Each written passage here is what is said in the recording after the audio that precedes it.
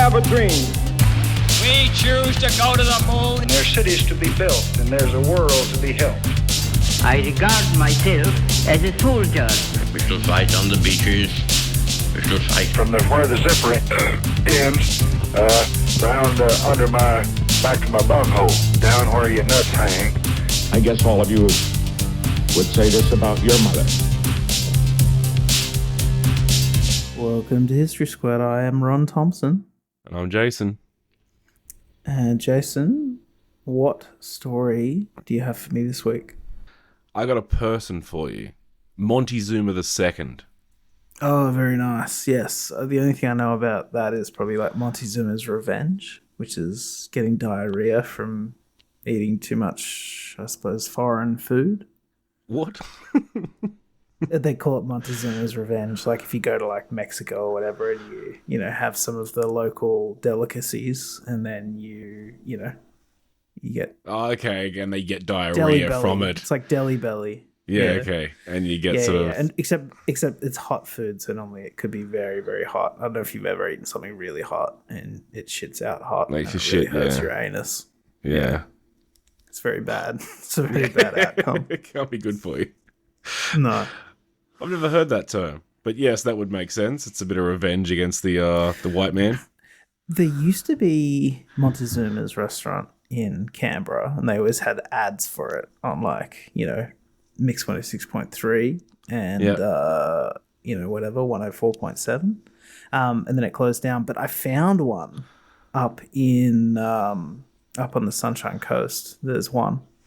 So that's interesting. Not really. Yeah. It's not really very interesting at all. Well, it's got nothing to do with it, I guess. Look, it's shown that he's got a legacy, doesn't it? He's got a bit of a legacy going around. You know, some shitty fucking Mexican restaurants, because all Mexican food in Australia sucks. And a shit joke. Yeah. Well, first of all, he wasn't known as Montezuma II in his lifetime because the Aztecs didn't give regal numbers out. He would have just been known as Montezuma. Yeah, okay. It was just us that gave him that number. And his dad was the first one, or there was like a totally different guy? Yes, it was his dad, I believe. Okay. He's born in 1467-ish. That's a very big ish. Somewhere around there. If you had that sort of, you know, the third or whatever, I think I would prefer to just be like 3. Like if they like said, like if I was Montezuma II, I'd just be like, no, I prefer to be called Montezuma II. I don't know. No, I just prefer that. Wouldn't you just not want to have a number at the back of your name? Yeah, I'd be like, it's me now. Fuck that guy. Just call me, King Ron. It doesn't matter if there was. It doesn't matter if there was 4 Rons before you. Yeah, no, I don't like any of that. Junior's embarrassing. I don't like that. I think it's just like, then you're just like perpetually a child. Well, yeah, you've got these old men called Junior, and you're just like, why are you called Junior? Oh, because I had a dad and a grandfather. Senior. Senior and then shit. You're perpetually fucking old. Like, can you imagine being like senior? You have a baby at like 20. you name your kid whatever Junior. And then, so you're just senior from like 20 years old. Surely no one's calling their kids senior at such a young age. You wouldn't get the title until you've got a junior. Well, that's what I mean. But if you had like a kid at 20, yeah, you could be a senior, I guess. But maybe it's sort of some sort of gambit where you can like apply for senior citizenship, get discounts on public transport and other things. What, use the name as a... hey, look, I'm a like senior. You just show someone a card that says senior. Like, yeah, okay, good enough. Yeah, exactly. Good business.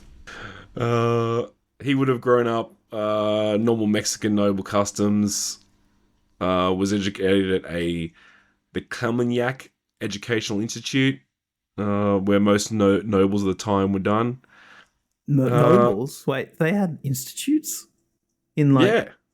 Or is this after the Spanish? No, it was before Spanish. Really?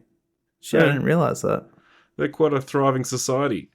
We got 6 to 11 million people, 500 cities, but the empire's actually only 50 years old. Okay. And he was the great-grandson of that original founder. In 50 years? Fuck, why'd they pump out people every like 4 years, every 10 years? Well, here's the thing, right? So it's also not a hereditary monarchy. It's an elective monarchy. Okay. So it kind of means like the king dies, you vote for a new king, and it's kind of who's ever in the royal sort of family and noble class that's risen above the rest. I see. I feel like that would lead to more murders. Yeah, probably. Yeah. We do love a murder. But I guess it's kind of a vote. Like, I don't know, if there's opposition to the leader, there's always going to be war regardless. Like, if you like go into a room and you vote and you're like, 70% of the people go on this, like, we're not going to fight them because they've got 70% of the army as well, probably. And you don't want to be on the losing side, so... Yeah, that's true. We should do like a true crime podcast, but you know, like how they go out and interview people and they actually do research. We'll do none of that. we'll just wildly speculate about a murder. Yeah, we just use other people's information. We'll just say allegedly a lot. Yeah, allegedly, he did it. Come up with some crazy theories about what could have happened and. Wait. So, his father was ruler from when he was 10, but he lost a battle and was killed. And his uncle took over. Okay. So, they're battling against... So, wait, which culture is this? This is the Aztecs. It's the Aztecs, right? So, it gets a bit funny, and who actually, are they fighting? Just, like, tribes? Yeah, just tribes. City... They're almost like... See, here's the thing about the Empire, right? It's not like we consider an empire today. It's very decentralized. So, like, it's more like city-states, and all the city-states just pay tribute to the main city-state that took over everything. It's sort of like the Japan system.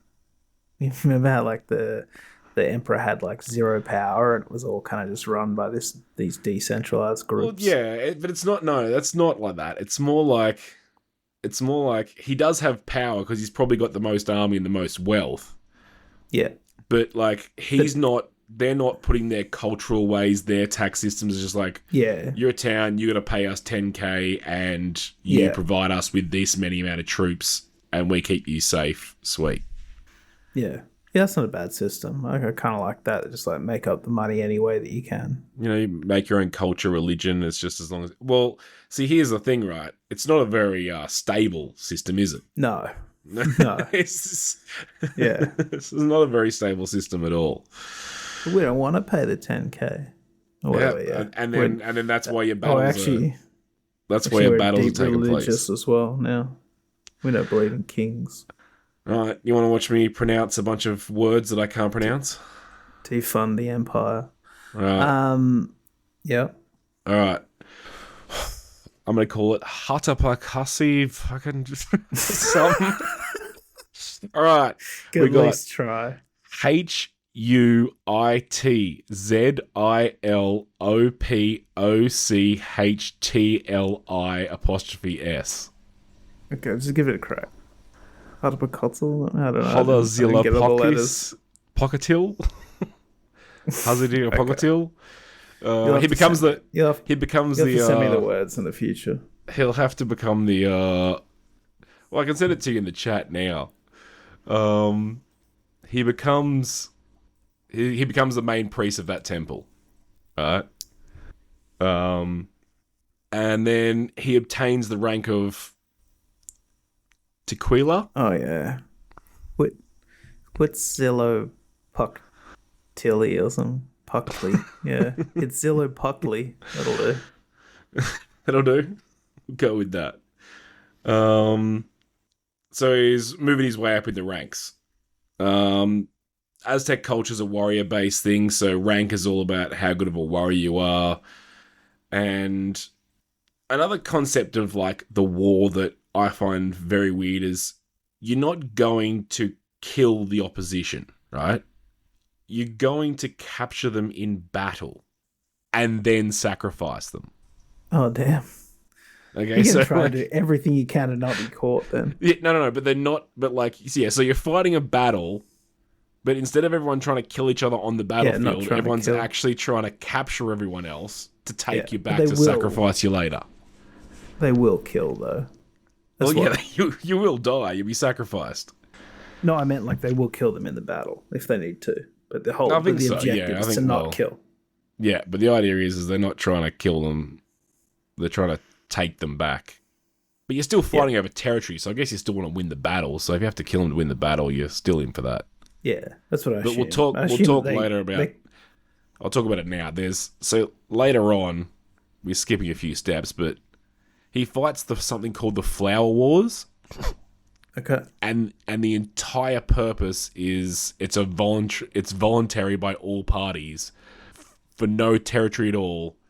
The purpose is solely to capture people to sacrifice.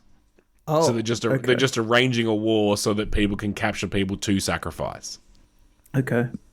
Yeah, that's pretty I was like, crazy. hey, we're going to sacrifice 10 people. You got to sacrifice 10 people. Let's go to war. You try and steal our guys. You steal our guys. We'll swap and... It's like, okay. And what are the gods? There's one god for them, or there's like heaps? Is it sort of like the Greek gods? No, it's not like the Greek gods. No, I don't really know much about the Aztec gods. Very bloodthirsty gods, though, obviously. But yes, obviously there's the human sacrifice, which is quite well known. Didn't they have some sport, like, I don't know, a precursor to like soccer or something? Maybe it's not soccer. Yeah, it's a ball like sort of sport. Human heads or something? Oh, no. Okay. Yeah, no, that was it. No, that was a similar, yeah, there was something like that. They didn't always play it with human heads. It was played with balls, I'm pretty sure. And yeah, it was a similar thing. It was more like, I think if you won, you got sacrificed, which I always thought was stupid.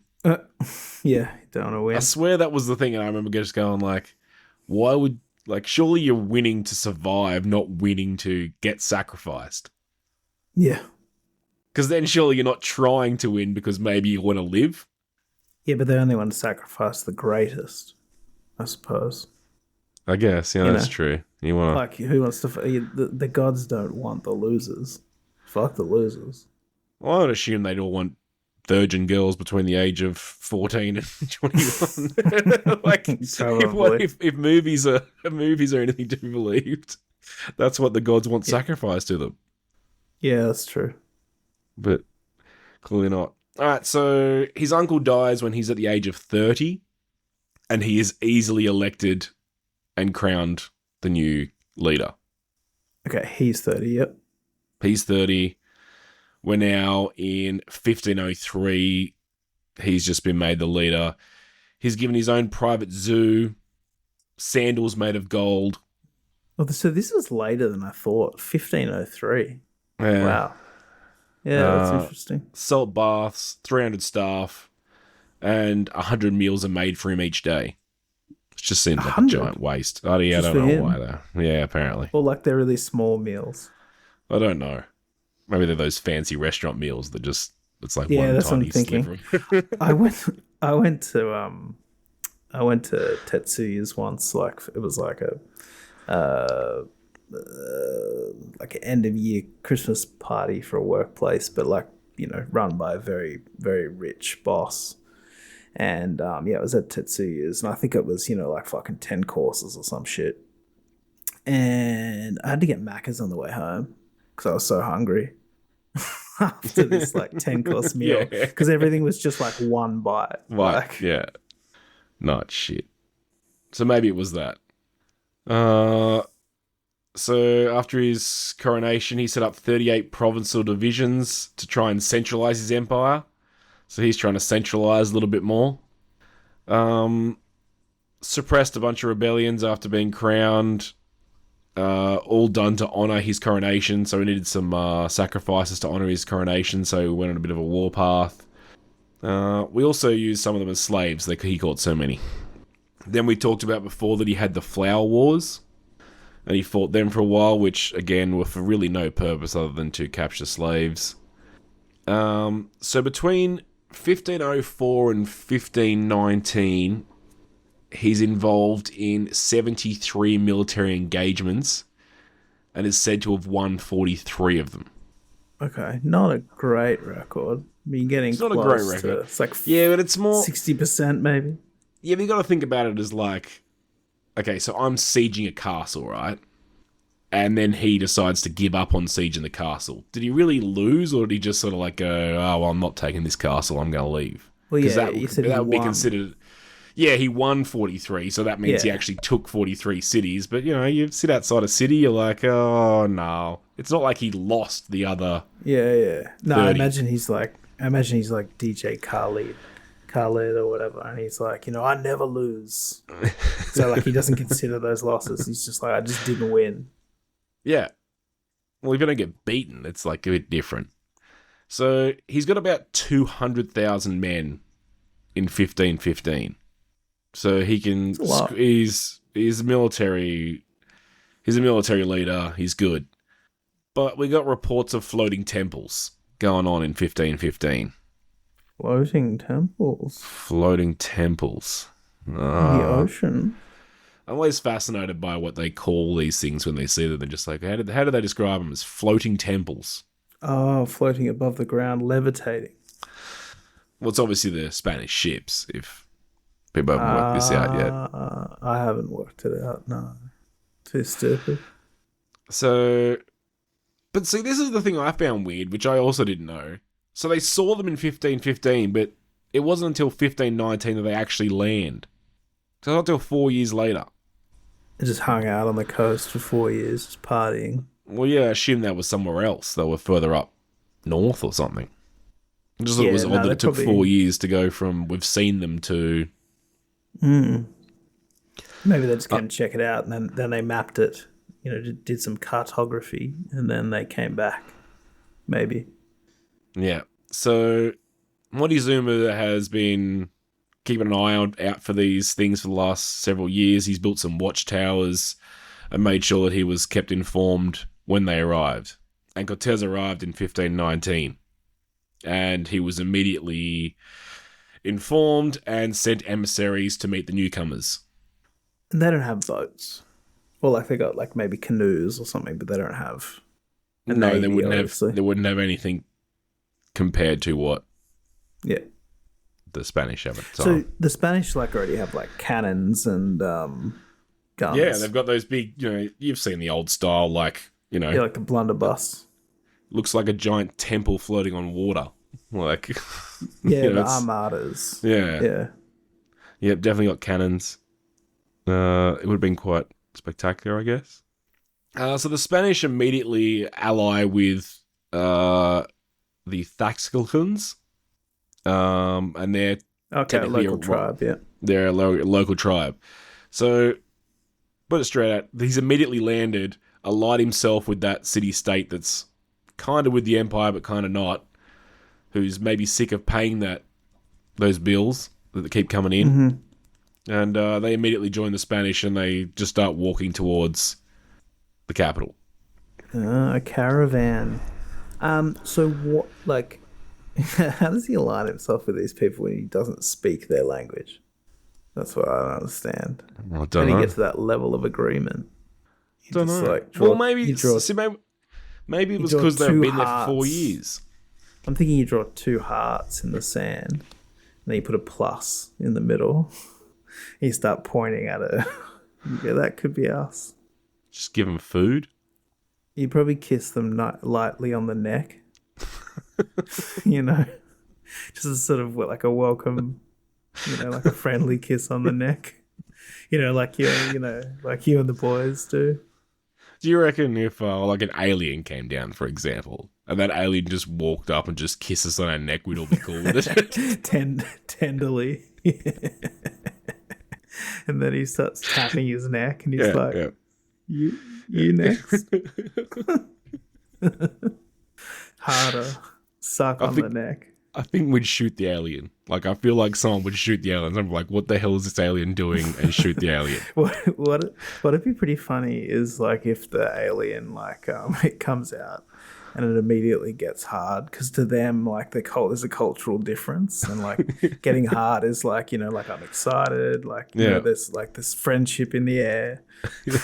And people are like, what the fuck is that? Kill it. Like, that's not beyond the realms of possibility. It's not. That a greeting could be to get hard. It shows interest. But, like, isn't there other animals that, like, do that kind of stuff? I don't know. Yeah, probably. No, they're right. maybe. Well, they definitely do it when they get excited. Like, dogs will do it just because they're excited. It has nothing to do with, like, sexual. But I don't think it's, like... I don't think the other dogs are like, oh, hell yeah, buddy. We're friends now. Yeah, right. Yeah, right. I'm going to go with All right, mate. I think we should just end that. Yeah, I think we should just end that with whatever hell that was. All right, so I don't think you kissed someone on the neck. I don't think he showed them the erection either. But Montezuma ended up exchanging gifts, gave him an Aztec calendar, some crafted gold stuff, some silver, and Cortés just immediately melted it down for gold and silver. Like obviously he doesn't give two shits about the gifts. Yeah. Like that's very not disrespectful. We all know that's not what we do with birthday and Christmas presents. You keep them at least 3 years and then you melt them down and sell them and do stuff. You've got to keep them for at least a period of time. Yeah, and you bring them out when that person comes around. You got to bring them out and be like, I'm definitely using this. Yeah. When I go see my mother, I've got to make sure I'm wearing the clothes that she bought me just to make her happy. Exactly. The smile on her face is priceless. Exactly that. You got to be hard. So here we obviously get a bit of a... according to the records, Cortés says that Montezuma immediately volunteers to give up his empire, give it to Charles V of Spain. Immediately? Yeah, just immediately. This is Cortés's account. Without fighting? He's just gone, according to Cortés, Montezuma just immediately just volunteered, gave the entire kingdom to Charles V of Spain. Damn. Yeah, that's not true. But 6 days after their arrival in the city, Montezuma had become a prisoner in his own house. And exactly why this had happened again is not really clear. We've got a bunch of Spanish propaganda, you could argue, about what's going on. But either way, he's now under house arrest within 6 days. Alright. Damn, he folded so quick. Folded like a fucking lawn chair. Yeah, but it feels like you sort of let him into you let him into your house, and then he just like went, alright, well now you're a prisoner. Yeah, it's pretty funny to like... he's built these watchtowers and that, like you said, and then he starts giving him gifts, and then 6 days later, like, so he did all this prep for just no outcome. Well, I think this is why they always went, oh, we thought they were gods and it was this and that. I think it was just like maybe they were just too friendly and not used to this kind of brutal betrayal and honor, so lack of honor and all that sort of shit. Like. Yeah, sort of like the Japanese, like if you look at them and very like cute culture, and we're all sort of impressed by their stoicism and that, and you know what I mean, like all the anime and all the cute characters, and you're like, oh, what a beautiful people, and then you look at the atrocities that they committed in World War II, and you're like, oh fuck. Oh yeah, yeah. Well, that's one thing. Yeah, it's a bit. I think it was just like. I just don't think they'd ever seen these sort of atrocities that were about to take place. According to the Spanish, the arrest was made as a result of an attack on a tribute collector. So apparently they just turned up in the city and just started taking tribute. The Spanish. Yeah. Yeah. And then someone attacked them, so that's why they claimed to have arrested the king. Montezuma obviously claimed innocence, said he had nothing to do with it.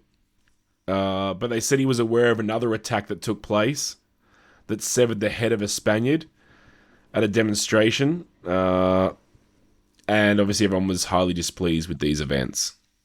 Still with me? I think. Still with me? Yeah. I'm confused.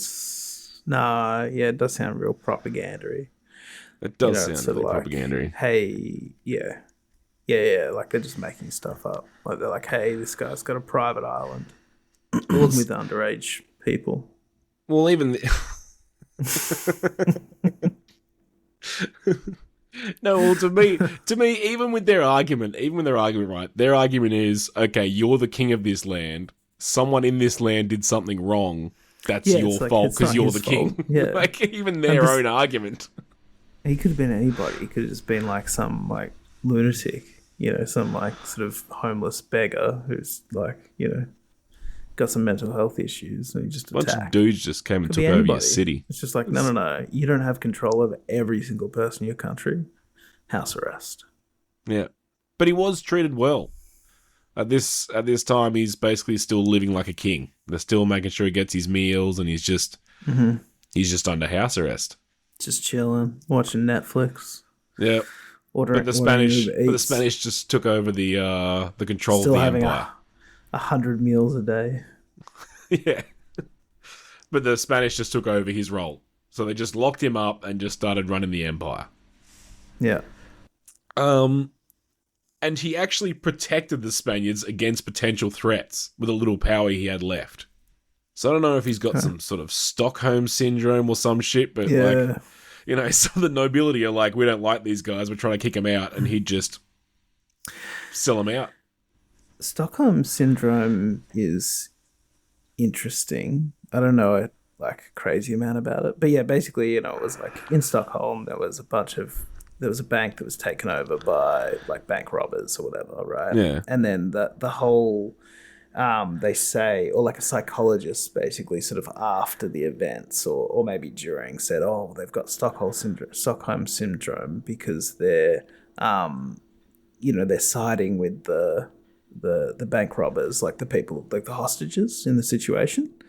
Yeah. But it's like sort of this fallacy because the authorities in Stockholm did such a like terrible job of like getting the hostages out and sort of negotiating and speaking to the terrorists. Like they just bungled, they absolutely fucked up the situation to the point where the hostages were essentially trying to like barter with the bank robbers to like, you know, not kill them or to let them go. So it was like not that they liked the bank robbers or, you know, felt ingratiated to them or, you know, like this Stockholm syndrome idea didn't exist. It's just that the authorities fucked it up so badly that they sort of took matters into their own hands, which made it seem as if they were like ingratiating themselves. Yeah, interesting. Yeah.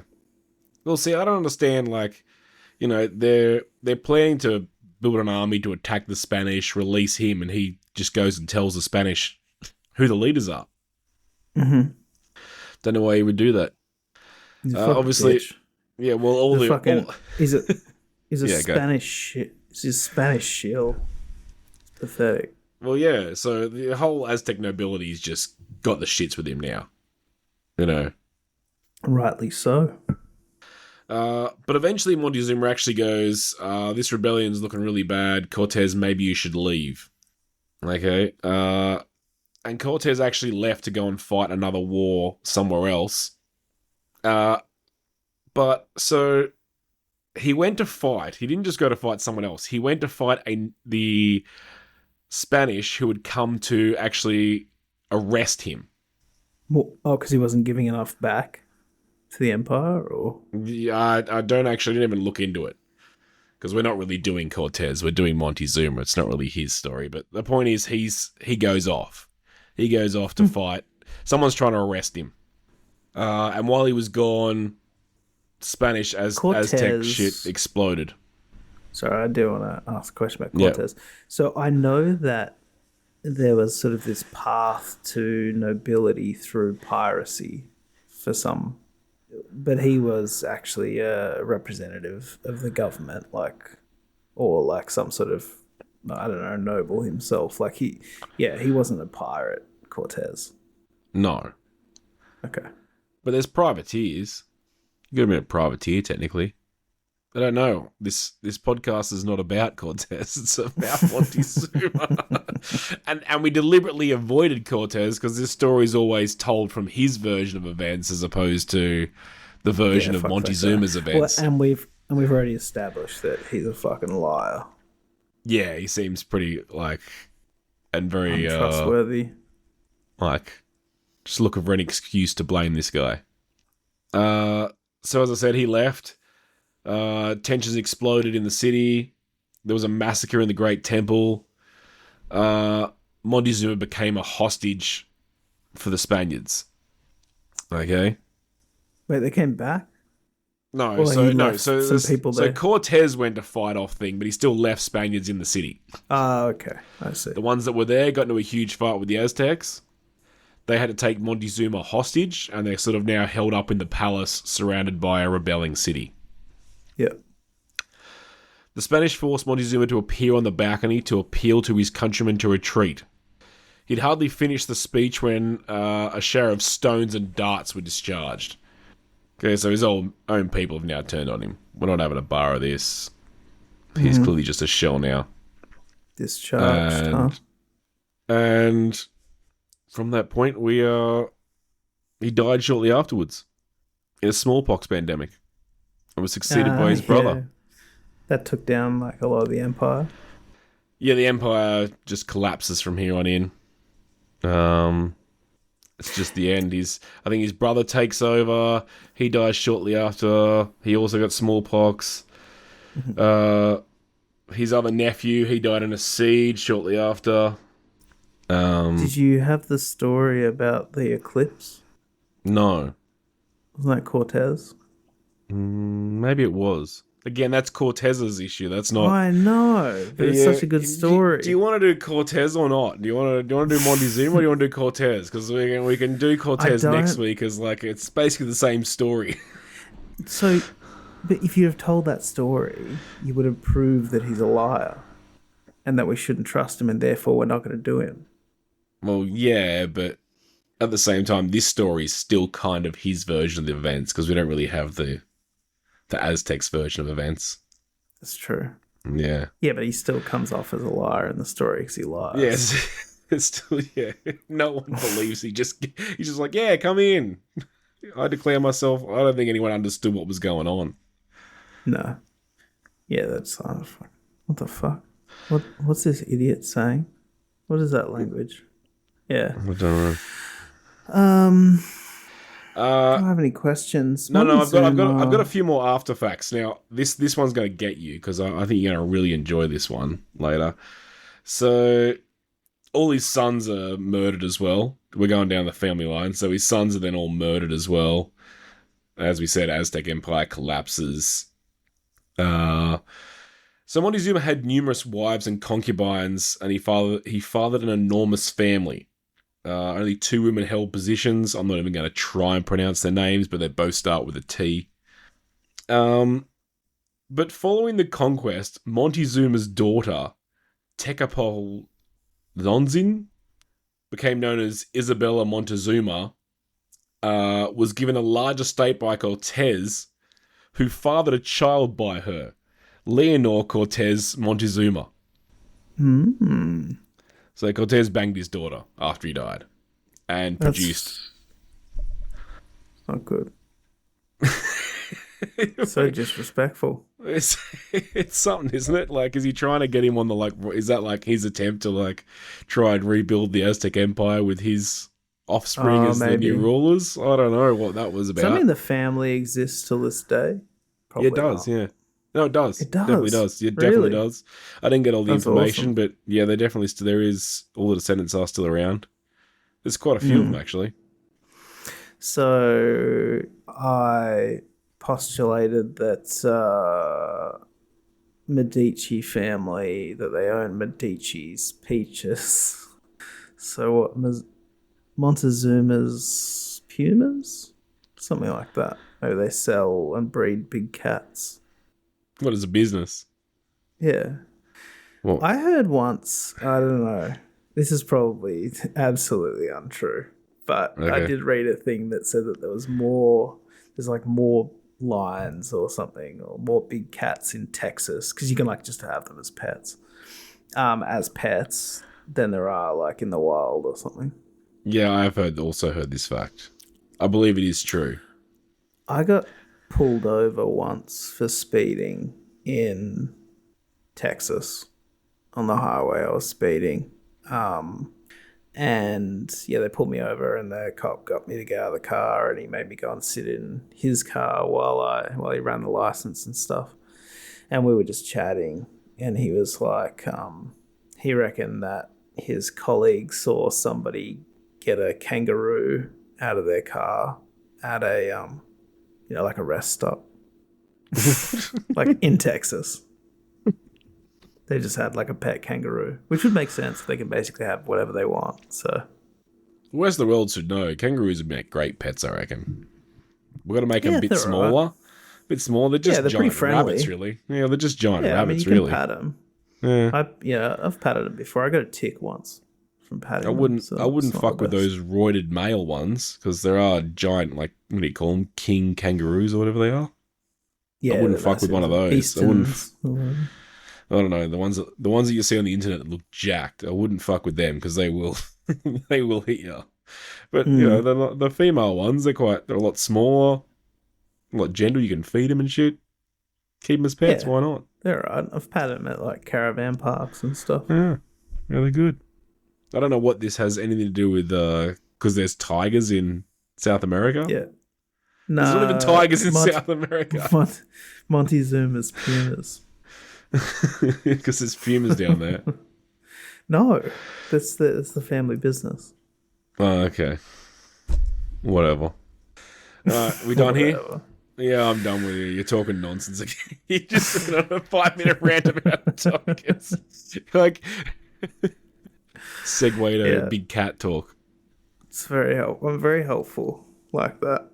Got any tiger facts for us before as a last? Tigers. Oh no, I've got one about cheetahs. Oh yeah.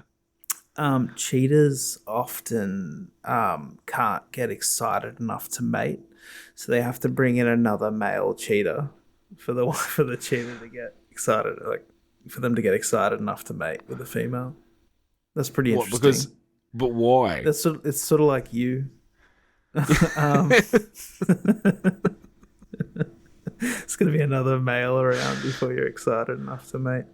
Yeah, with okay. a So it's just female. like is it just to cheer him up, like be like, you know, you hang I with the think it's boys and then just- you go back and bang the girl, or is it actually like they're attracted to males, or? No. I think it's like because like maybe there's like a rivalry aspect, and like they, you know, like gets them pumped up. Like I think they kind of like fight each other a bit, and then they're like, oh, now I kind of deserve this. I've won the prize, or something. Do you know what I mean? Like there's other components to excitement. They could have just been like, I don't get to hang out with my boys ever. You spend 12 hours like hanging out, you know, when you're in a good mood, like you wanna do it. Yeah, well, they get It's just- depressed in the zoo. Like Yeah, they that's can't what I'm make saying. they can't make the pandas breed, so they show them panda porn. Did you know that? I did know that. I have heard about the panda Yeah. porn thing. Yeah.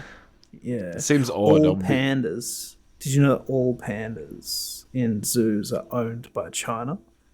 You like have to like lease them from China. I knew that too. You know, Okay, all swans in Britain are owned by the Queen. No, I didn't. I didn't. Yeah, think about the black swan thing too. The ballerina from the movie. No, not the ballerina from the movie. The one about like, you know how the term like black swan. It's like an event that never happens. No, Never heard but that there are event. black swans. Yeah, well, they didn't know that 200 years ago, did they? Oh, Which is why the saying is not so great anymore. They turn up to Australia and we have black swans. We're the Oh, only that country in the makes world no that have sense. black swans. Well, it does. It was like a whole thing of They're like they have beautiful. white swans. They are. They're a beautiful animal. All right, that's enough about animal didn't know facts. I've got more. Yeah. All right. Catch you next week. All right, bye. History Squirt.